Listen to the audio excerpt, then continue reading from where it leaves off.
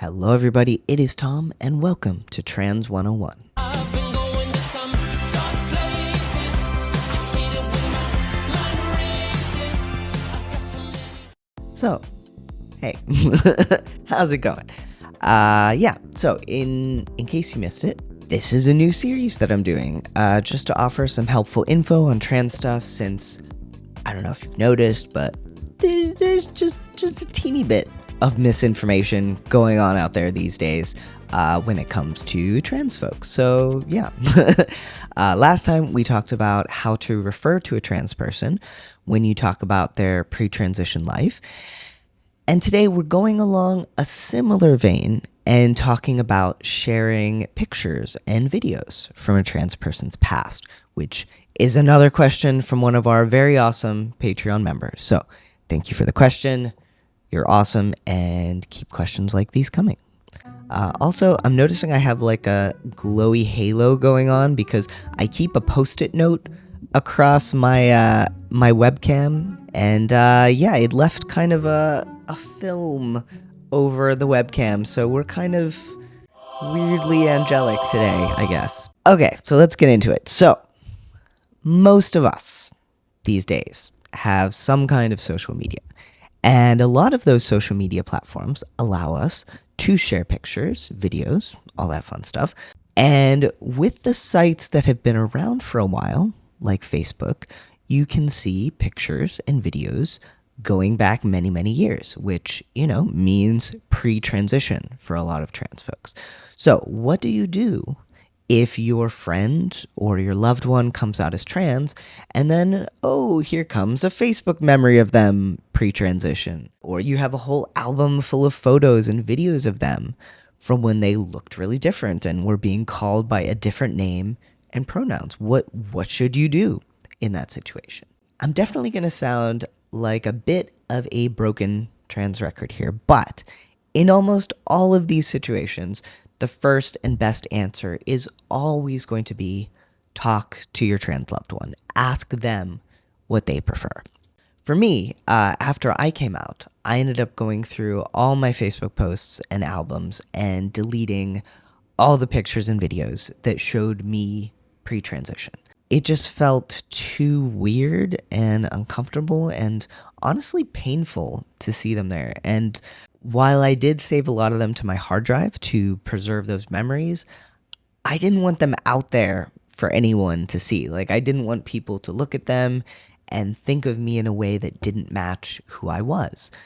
Those pictures felt like a lie and like I was hiding, because I was.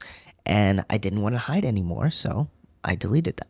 But not every trans person feels like that. Some trans people fully embrace the people they were before they transitioned and feel totally comfortable with other people seeing pictures and videos of them from those days, hearing the name they used to be called, the pronouns they used to use. So, definitely ask the person in question. I was lucky enough to have a few friends approach me on their own and ask if I wanted them to delete my old photos from their social media. And, I really appreciated that, because it's one thing to delete your own photos. It's another thing to say to someone else, like, oh, hey, would you mind removing this photo of us, because seeing it causes me actual pain. So, for the friends who did ask, I told them, yes, I would love it if they deleted all their pre-transition pictures of me. And they did. And that was amazing. And, for everyone else, I just went through and untagged myself from any of those photos. Like, it didn't bother me so much that those photos existed in a public space, as long as I wasn't, in any way linked to them. So, yeah. So I would definitely recommend asking your trans loved one how they feel about things like this. Just saying something like, oh, hey, do you want me to untag you from these photos, or do you want me to delete them or switch them to private? You could also offer to edit the photos, to remove them if you want to keep the photo up. There are lots of options. And, maybe the person in question will just be like, hey, no problem. They don't bother me. You can keep them up. Or maybe they'll ask you to take them down. But whatever the case, it's pretty likely that they will appreciate Like, really appreciate you asking. Now, another similar issue comes in the form of physical photos, like the ones your family members, particularly those of the parental variety, might hang up on the wall or have on the mantle. And if you are a parent or family member with physical photos of a trans person's pre-transition self on your wall or on your mantle, I can definitely understand feeling torn about it, since it's often a picture from the person's childhood or, showing some other important memory, and you might not want to let go of those. But, here's the thing. Like, taking down those photos to make your trans kid or family member feel more comfortable does not erase those memories.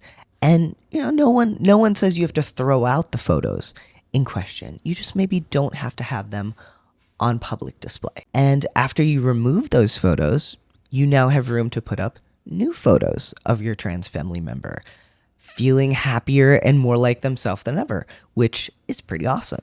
You could even have like a fun little photo shoot where you recreate the original photos, hilariously or seriously, or just replace them with new ones of new memories. Like, there are so many things you can do to both cherish the memories you have with someone and also respect who they are and how they feel. And if you're a trans person with a family member who is still displaying old photos of you and is resistant to taking them down, it's a tough situation, and it might be one that you just cannot win depending on the person.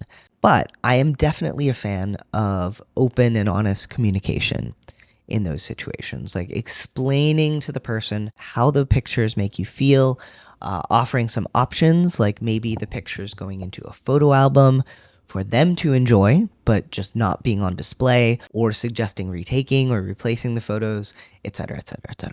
Maybe they'll still be resistant, but you'll know you've done everything you could and told them how you feel. And sometimes that's all you can do. And, maybe they'll surprise you. Maybe they will be like, oh, okay, I never thought of it that way. Yeah, that's fine. I can totally do that for you. Okay, well, I hope at least someone out there found this useful. Keep your questions coming, and I will keep the videos coming. Huge thanks, as always, to our patrons, who are amazing, fantastic, awesome, wonderful, and great. And a special shout out to our Nick Nelson members, Kim Engel, Paul Z, Kent Smither, Courtney McAlexander, Tanya, and Angela Mondragon. All right, that's going to do it for this video. Have a wonderful rest of your day or night or whatever time of day it may happen to be. I'll see you next time. Okay? Bye.